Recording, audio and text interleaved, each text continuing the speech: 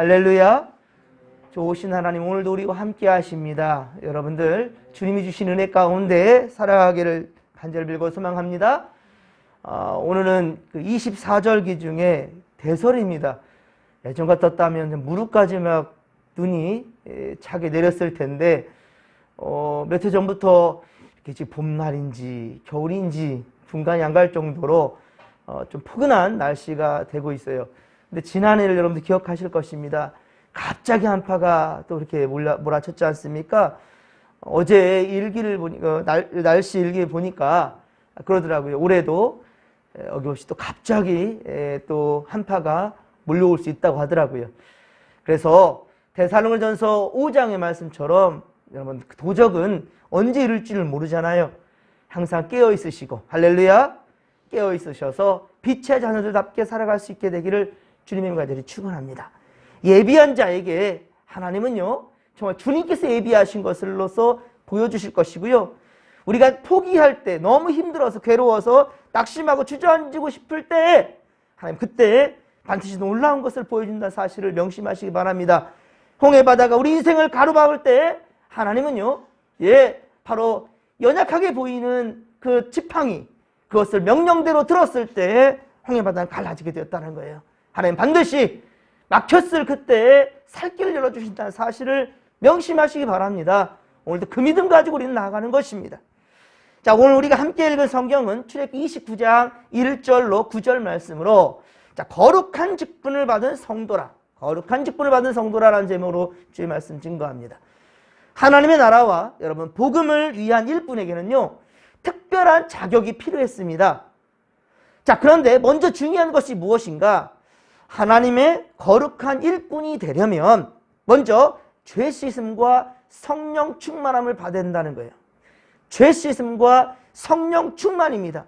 죄를 가지고서는 하나님의 일을 할 수가 없어요. 성령이 충만되어 되지 않았는데, 자동차의 바퀴에 바람이 빵빵히 들어가 있지 않냐는데 그 자동차는 제대로 달릴 수가 없습니다. 아무리 좋은 값비싼 차란다 할지라도 그 차에 기름이 채워지지 않으면 달릴 수가 없어요. 우리 교회 차도 요소수가 이제 다 바닥나가는 거예요. 불안한 거예요. 시중에 살려고 했더니 너무 비싸요. 그래서 인터넷으로 직구를 했는데, 일주일이 다 되도록 깜깜무소식이에요. 되게 많이 걱정했는데 드디어 도착해서 그것을 차에다가 요소수를 넣었더니만 이제 마음이 든든한 거예요. 언제 바닥나나, 바닥나면 멈춰버리거든 차는요. 요소수, 요즘 나오는 경유차들은 다 그래요.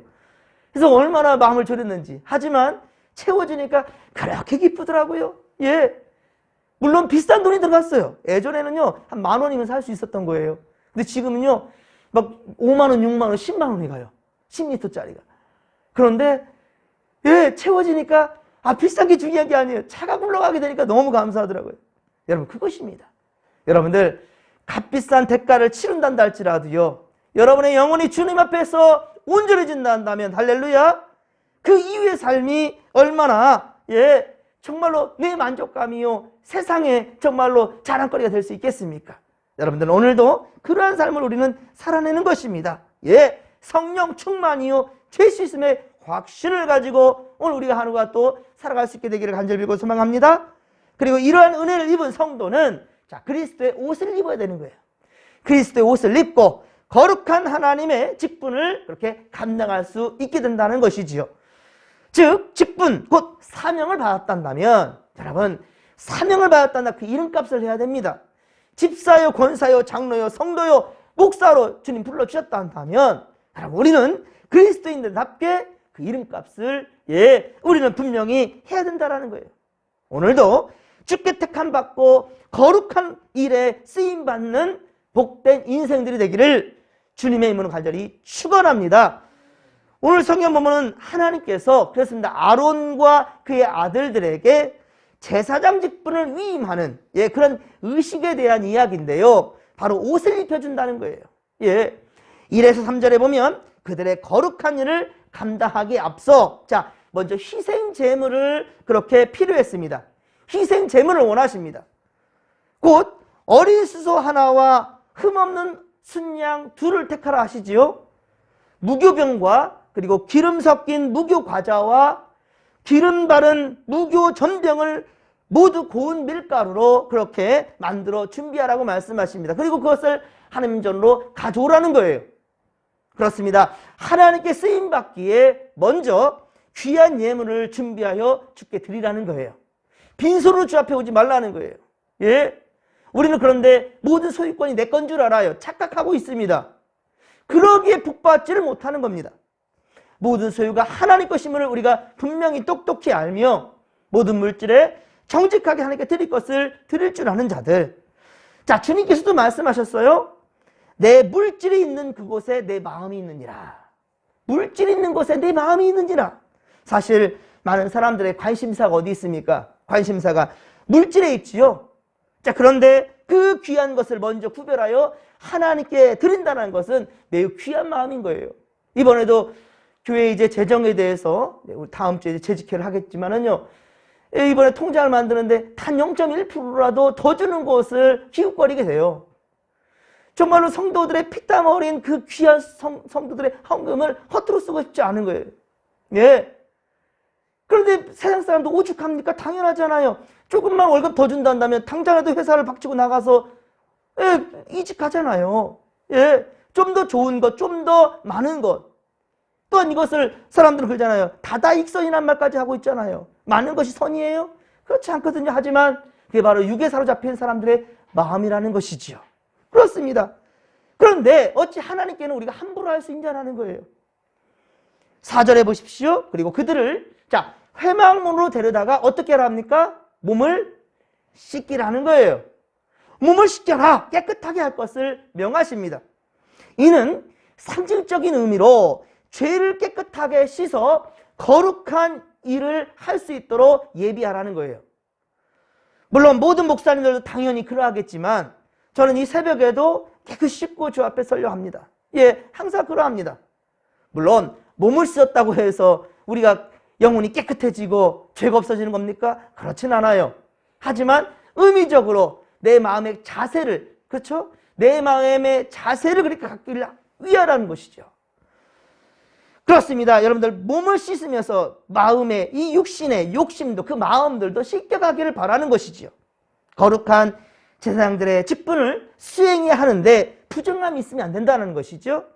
그 직분을 온전히 감당할 수가 없기 때문입니다. 죄 가운데 사로잡혀 있다 한다면 절대로 아버지의 거룩한 일을 감당할 수가 없다는 거예요. 몸을 씻는 의식은 오늘날 성도들에게도 예수 그리스도의 보혈로 죄 씻음 받는 구원과 중생의 역사로 그렇게 성취되어져 가는 것입니다.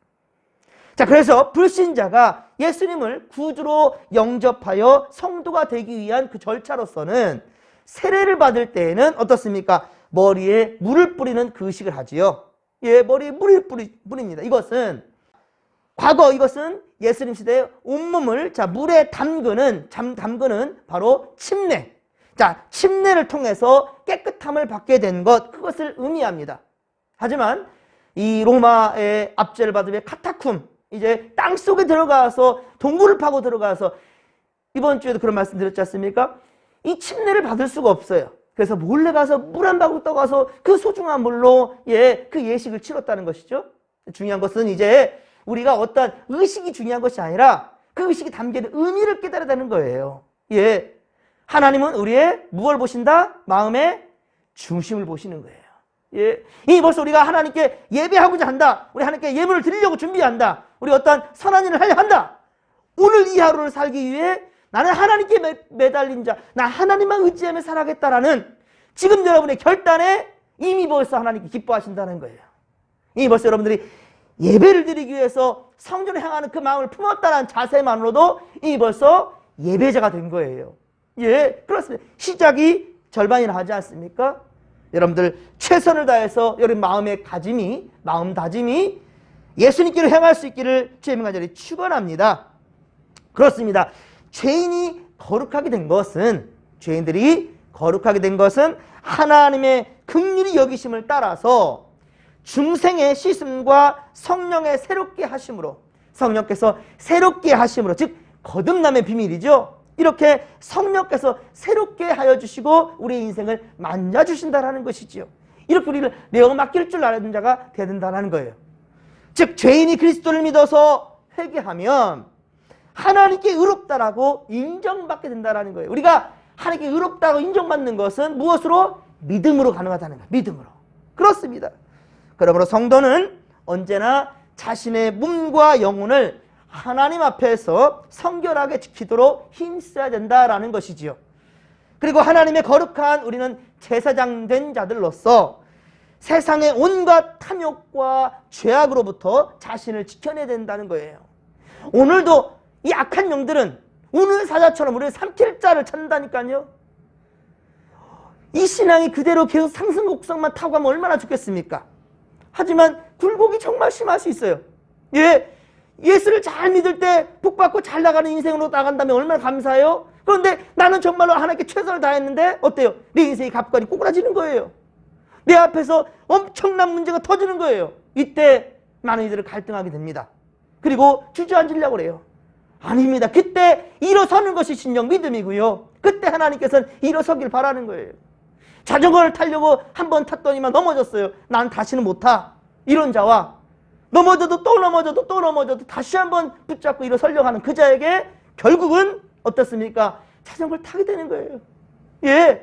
우리 모든 일들에 시행착오가 있지만 그것을 두려워하는 자와 그것을 이겨내면서 진정한 승리를 맛보려고 하는 자, 그런 자에게 분명 하나님의 역사는 일어난다는 사실을 믿으시기 바랍니다. 또한 하나님은 아론에게 속옷과 겉옷과 에봇을 입히고 또한 흉패를 달고 띠를 달고 우리 5절의 말씀이죠. 머리에는 관을 씌우고 그 위에는 거룩한 패를 달게 하였습니다. 그리고 7절에 보듯이 제사장의 이 예복을, 이 의복을 이 입은 아론과 그 아들들을 자 어떻게 합니까? 머리에 관유를 부으라는 거예요. 관유. 자, 특별히 머리에 관유를 붓는 것은요, 하나님이 거룩한 사명을 이렇게 부여해 주실 때 성령 부음을 받게 되는데요, 바로 그것을 의미하는 것입니다. 그래서 하나님은 대대로 이스라엘의 왕을 세우실 때는 머리에 기름을 붓게 하셨다라는 거예요. 자, 그래서 지금도 우리가 세례를 받을 때 바로 머리에 구원의 투구라고 그랬지 않습니까? 우리 모든 인생이 가장 중요한 게 뭐냐? 구원이에요. 이 구원의 투구. 자, 이 머리에 바로 세례를 베푸는 겁니다. 그럴 때 우리는 예전에는 물 세례로 끝났지만 지금 어떻습니까? 바로 성령 세례. 성령 세례로 우리는 새롭게 거듭남의 역사를 받게 된다는 것입니다. 우리는 관유로 성령의 부음을 받은 자들이 된다는 것이지요. 이런 사명감 가지고 오늘도 우리는 살아내야 될 것입니다. 그렇기 때문에 여러분, 이 성령 세례를 받은 하나님의 인정받은 자들 우리 함부로 해할 수가 없는 거예요. 함부로 대할 수도 없는 겁니다. 우리가 막대하라고 준 사람들이 아니라는 거예요.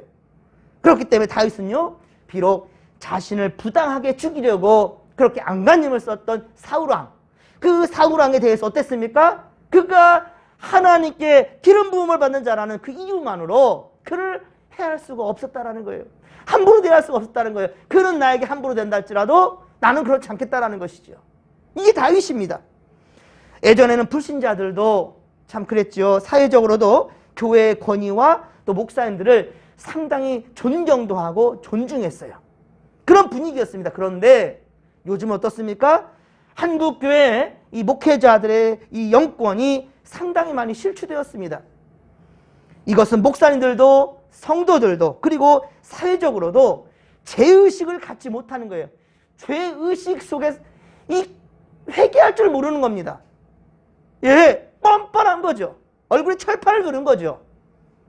하나님을 두려워하지 않기 때문입니다. 여러분들 이 주의 종이 더욱더 세상에서도 존경받을 때 우리 진목교회 가치도 높아지는 겁니다. 여러분들로부터 먼저 이 목회자를 배나 존경해 주시고 또 우리 교회가 실추되지 않도록 영권이 결코 땅에 떨어지지 않도록 여러분 더욱더 최선을 다해서 빛의 자녀답게 살아갈 수 있는 오늘 하루 될 수 있기를 주님의 간절히 축원합니다. 특히 기름 부음 받은 자라는 것은 히브리어로 메시아, 그리고 히브리어로 메시아, 헬라어로는 바로 그리스도가 됩니다. 메시아나 그리스도나 같은 뜻이에요. 기름 부음 받은 자. 곧 누구를 의미합니까? 예수님을 의미합니다. 그렇습니다. 시편 2편 2절. 시편 2편 2절에 보면 세상의 군왕들이 나서며 관원들이 서로 꾀하여 여호와와 그의 기름 부음 받은 자를 대적한다라고 말씀했어요. 예언했어요. 그리고 이 말씀은 그대로 실현되었고요. 사도행전 4장 26절에 또 그렇게 똑같이 증거하고 있습니다. 그렇습니다. 예언대로 오셨고 또 예언대로 순환을 받으신, 고난을 받으신 기름 부음 받은 자, 곧 예수님, 바로 메시아 예수 그리스도가 그렇게 오셨다라는 거예요. 그리고 주님은 우리에게도 그 사명을 가지고 작은 예수로 세상을 살아낸다는 거예요. 여러분들, 세상 사람들이 예수님을 어떻게 증거할 수 있겠어요? 그럼 어떻게 여러분들 예수님을 소개할 겁니까? 여러분이 예수님이 되지 아니하면, 여러분이 예수가 되지 아니하면 절대 세상 사람들은 예수를 만날 수가 없습니다. 예, 여러분들이 곧 예수님이 되어야 되는 거예요. 예수님처럼 행해야 되는 것입니다. 그렇습니다.